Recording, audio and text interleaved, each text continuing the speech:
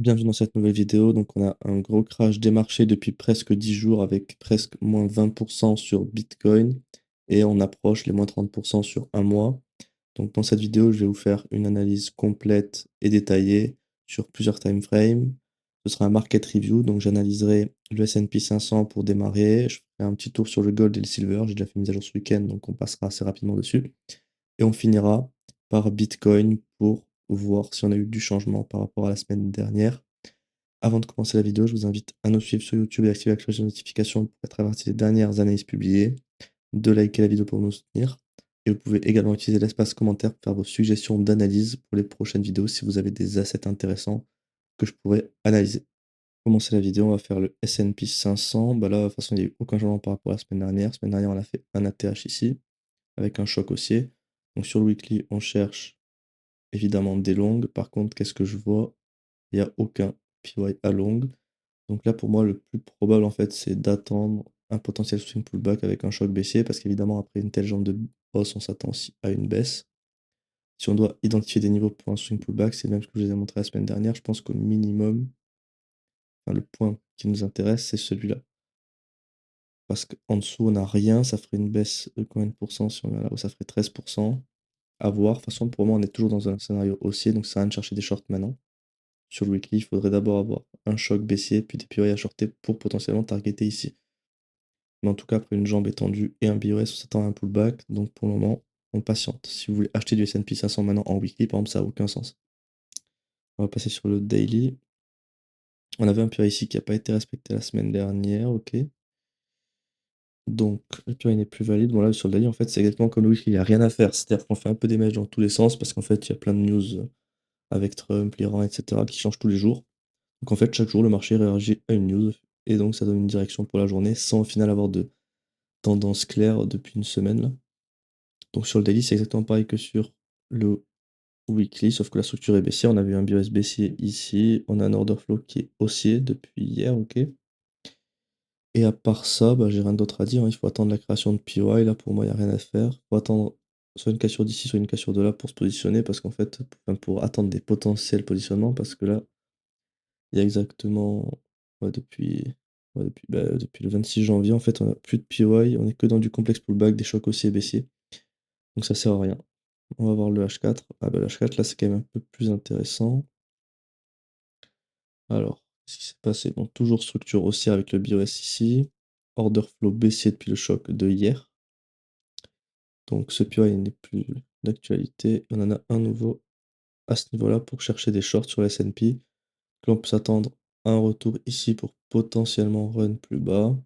On a quand même de la liquidité ici à venir chercher, donc ça pourrait être une zone intéressante. Mais on peut voir qu'aussi on a de la liquidité sur la TH. Et que là, ce que je suis en train de voir, c'est que hier, où on s'est arrêté sur une ancienne demande ici, qui donc pour le moment fait office de support pour le prix, mais donc potentiellement marqué le bottom, parce que je rappelle que la structure est haussière sur le H4. On a fait un swing pullback qui est venu récupérer la liquidité ici dans la zone discount. On a créé un nouveau PY, enfin, on avait créé un nouveau PY qui donc n'est plus un PY, maintenant c'est juste une demande étant donné que l'order flow est baissier, qui a arrêté le prix, donc il faudra voir si on transperce ou pas. Mais en tout cas, le PY ici est valide évidemment, mais c'est pas celui qui a le plus de probabilité. Parce qu'en fait, là, le prix il est en train, entre guillemets, de se contracter. On va avoir de la liquidité qui serait au nord, au sud. Donc on ne peut pas vraiment savoir ce qui va se passer. Je crois que vendredi, il y a des news sur la NFP et tout ça. Peut-être que vendredi sera vraiment la journée directionnelle du S&P pour casser peut-être l'ATH ou venir casser le lot ici. En tout cas, c'est tout ce que j'ai à dire pour l'analyse du S&P. Pour continuer, on va faire l'analyse du gold. Bon, le gold sur le weekly, il n'y a pas trop de différence. On avait le PY qui était là la semaine dernière. On est revenu le tester. Donc cette semaine, si je dis pas de bêtises, ouais. Pour le moment, on a quand même une belle réaction dedans. On va aller voir après sur les pour voir ce qui s'est passé. Mais comme je vous dis, après une si grande jambe de hausse, on s'attend à quoi? Bah, à un pullback en fait. Là, on est dans une jambe étendue. On a beaucoup de FVG ici. Pour moi, il y a de fortes chances que le gold revienne au minimum dans le PY mensuel ici. Et après, ici, quand on fera le pullback, là, on n'a pas encore, pardon, déclaré qu'on rentre en swing pullback parce que je rappelle qu'on a toujours un choc qui est haussier depuis ce niveau-là. Et donc, il faudrait avoir un choc baissier pour officialiser entre guillemets l'entrée en swing pullback. Et pour l'instant, on cherche toujours des longs. On a eu le repricing du PY, donc en fait, là, la target de ce PY, évidemment, c'était comme ça. Donc là, on attend potentiellement un nouvel ATH. Il faudra voir sur le daily ce qui se passe. Donc sur le daily, on a invalidé le PY qu'on avait ici. Ce que je vous avais dit la semaine dernière, ça s'est au final presque passé. Je vous avais dit que ce PY daily était pas forcément bien pricé parce que juste en dessous, on avait le PY weekly. Au final, qu'est-ce qui s'est passé? On a transpercé le PY daily pour aller mitigate le weekly. Évidemment, sur le daily, on a toujours un order flow baissier, donc on ne cherche pas des longues mais des shorts. Par contre, on a une structure qui est haussière avec un BOS qui a été fait là. Donc en fait, là, on est revenu dans une zone très intéressante pour chercher potentiellement des longues. Et avec un énorme choc sur mèche, donc potentiellement un faux choc, il ne faut pas forcément s'attendre à ce qu'on ait des réactions baissières. En fait, au vu de la market structure, c'est pour ça qu'on utilise plusieurs éléments. Alors, je sais pas ce que c'est ça. Alors, POI Daily, je vais le tracer. On peut toujours chercher des shorts ici parce qu'il est valide, mais il a des faibles probabilités parce qu'à côté de ça, vous avez une structure qui a été avec un pullback magnifique parce qu'on est revenu dans le POI Weekly plus dans l'extrême discount du range. Choc sur mèche ici. Donc, il faudra surveiller ce POI Daily, mais pour moi, c'est pas un POI qui va m'intéresser. En tout cas, les scénarios ils sont clairs sur le daily. Il faut patienter pour moi. Le H4 pour finir. Le H4, là, par contre, vous voyez, ça va être un peu différent. Peut-être que sur le H4, il y aura des scénarios intéressants à exploiter dans potentiellement ce POI daily. La structure était baissière, elle s'est continuée jusqu'ici. Donc, en fait, sur le H4, vous voyez, on a une structure baissière. Donc, on peut potentiellement exploiter cette structure baissière à l'aide du POI daily également. C'est-à-dire que dans cette zone-là, si on a des setups de short prochains, on pourrait les exploiter. Pour le moment, en tout cas, l'order flow est haussier. On cherche des longues, on a un POI ici pour longue. On peut venir prendre des longues ici pour, à minima, je pense, venir retaper le FVG de là, voire celui-là. C'est pas forcément de haute probabilité sur l'H4, pareil, parce qu'en fait, on est en train de rebalancer toute cette jambe de baisse avec un pullback de la structure. Pour le moment, on est en train de s'arrêter dans dans un ancien supply ici. Le prochain, il est là, donc à surveiller où le prix s'arrêtera. Mais par exemple, là, si je dois vous tracer un scénario H4 qui peut être intéressant à exploiter sur le H4, le premier, si vous voulez jouer les tendances haussières daily weekly, vous pouvez faire des longues là, pour target là ou là. Voir ici en fonction de comment vous gérez vos trades. Et ensuite, le deuxième scénario que je préfère à exploiter sur du H4 par exemple, ce serait d'attendre retour PY daily, on fait tout ce qu'on a à faire dedans, peut-être un sub de liquidité, on s'en fout. On fait un futur choc baissier qui va nous créer donc un nouveau PY. Et donc là, pour exploiter ce PY, il faut chercher des shorts parce qu'en fait la structure est baissière, on reviendra dans l'extrême discount de la structure. On aura un PY avec un choc, on mitigate aussi un PY daily, donc là vous aurez des scénarios avec haute probabilité. Mais en tout cas pour le moment, sur le gold, moi ça m'intéresse pas de chercher des longues là-dedans en tout cas. Même si le PY est valide, vous pouvez très bien l'exploiter en fonction de votre stratégie. Si vous pouvez trader ces PY, n'hésitez pas. Parce qu'il est exactement valide. On a eu un choc qui est quand même convaincant, on a quand même bien cassé ce niveau-là. Donc à voir ce qui se passera dans les prochains jours. C'est ce que j'ai à dire pour l'analyse du gold. Pour continuer la vidéo, on va faire l'analyse du silver. Donc là, sur le silver, bon, on avait un PY ici qui a été invalidé. Donc là, attention à cette invalidation. On a vu un gros crash la semaine dernière qui était quand même de 40%. Et là, on va dire que depuis ce début de semaine par rapport au plus bas, il y a quand même une belle remontée de 27%. Après, en même temps, là, la volatilité est en train d'exploser sur le silver. C'est-à-dire qu'on avait sur les 3 dernières semaines, on avait presque doublé, on a pris 70%. Donc en fait, là, je pense qu'on est plus proche du top que du bottom, ça c'est sûr, parce qu'en fait, il y a de la grosse volatilité qui arrive. Et ça ressemble à quand même une bougie de top de marché. Donc à voir ce qui se passe, on peut très bien venir la casser. Mais en tout cas, les signaux de top commencent à potentiellement arriver. En tout cas, le swing pullback de cette structure commence potentiellement avec ce choc baissier. Par contre, c'est un choc sur mèche, donc il faudra voir la clôture de la semaine. Il nous reste encore 2 jours et demi. Et des targets pour ce swing pullback, bah, venir retravailler CFVG, hein, clairement. On serait dans le discount du range. On a le PY extrême qui est à ce niveau-là. Donc ça peut être une zone intéressante à venir retester. Mais pour le moment, on s'attend au minima, je pense, un rebalancing de CFVG. Peut-être pas tous, on peut très bien venir faire ça et repartir. À mon avis, ça prendra peut-être un peu plus de temps avec une structure qui va, je pense, ramollir entre guillemets. Parce que là, on a fait beaucoup de volatilité. Donc je pense que le prix va aussi avoir besoin de respirer. On verra, en tout cas, c'est difficile de prévoir pour le moment ce qui peut se passer sur le weekly. En tout cas, on n'a pas de signaux, on n'a pas de POI à trader, un choc sur mèche, donc pas très intéressant. Sur le daily, là, ça devient Ouais, plus pertinent, mais pas forcément pertinent non plus. Je vais expliquer pourquoi. C'est-à-dire que toujours on a eu un choc baissier qui avait été là. Donc le purée que je vous avais montré la semaine dernière, il s'est confirmé sur le daily ici. Donc si ça veut bien le mettre, évidemment. Bon, TradingView qui bug, c'est pas grave. On dira que c'est notre purée daily. Donc là, en fait, on s'attend à potentiellement un retour ici pour repartir plus bas, mais, je mets un grand mais, la structure, je rappelle qu'elle est toujours haussière, qu'on a vu un BOS ici. Et que là, on est revenu dans l'extrême discount de la structure sur notre dernière ancienne demande ici. Donc en fait, potentiellement, on a fait la fin de ce swing pullback pour repartir à l'hausse. Même si j'avoue que quand je vois une énorme bougie comme ça me laisse penser que peut-être on va revenir ici pour après retourner la structure à la baisse. En fait, c'est deux scénarios possibles. Pour moi, ça reste un purée intéressant pour chercher, bon, ah si ça marche enfin, pour chercher des shorts. Vous pouvez toujours noter cette zone, elle est valide, mais il faut être vigilant. Il faudra la coupler, je pense, au H4 comme sur le gold. C'est ce qu'on va regarder tout de suite. Voilà, sur le H4, ça devient plus intéressant. Donc là, ça, c'était pas un swing pullback. Hop. Donc la semaine dernière, on avait fait un BOS baissier ici sur le H4, qui n'avait pas été le cas depuis un moment. C'est-à-dire que le silver, ça faisait un très long moment qu'on n'avait pas retourné la structure H4 à la baisse. Et qui plus est, une structure énorme comme ça. Ce que je vous dis en général, c'est que si vous avez des petites structures, par exemple, si on avait une structure à la fin, là, si on avait eu un pullback ici, qu'on aurait été comme ça, c'est facile de retourner d'une structure comme ça, qui est très petite. Quand vous avez une structure baissière ou haussière qui est très étendue, c'est difficile de la retourner.